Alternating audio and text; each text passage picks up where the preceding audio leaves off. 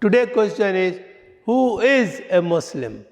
And I would like to present 9 points today. Number 1, the word Muslim means one who submits to the will of Allah.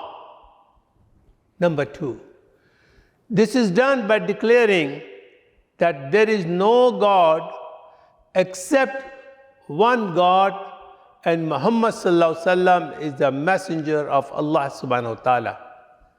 In broader sense, anyone who willingly submit to the will of Allah is a Muslim.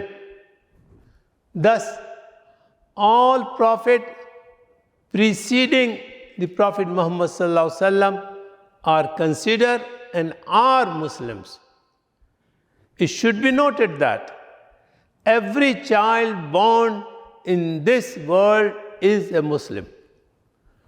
Quran specifically mentioned Ibrahim alayhi salam, who lived long before Musa alayhi salam and Jesus alayhi salam, that he was not a Jew, he was not a Christian, but a Muslim, because he had submitted to the will of Allah subhanahu wa ta'ala.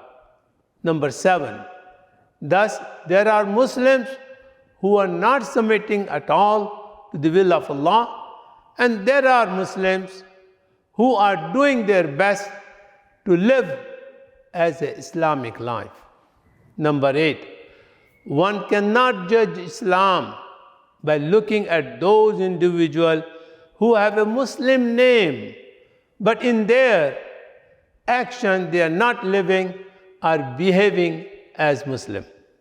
Number 9, the extent of being a Muslim can be according to the degree to which one is submitting to the will of Allah, and in his belief and his action and in his deed. Now, a Muslim should also have a good understanding of at least three fundamentals. These are knowing who is your Rabb as the only true Lord, the Creator, the Sustainer, and the one in whose hand is the disposal of all the affair. And a child must know his religion, which is Islam. Finally,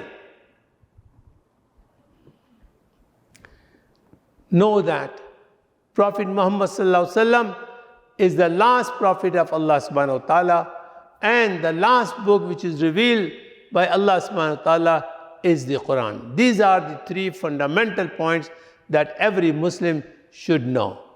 Thank you.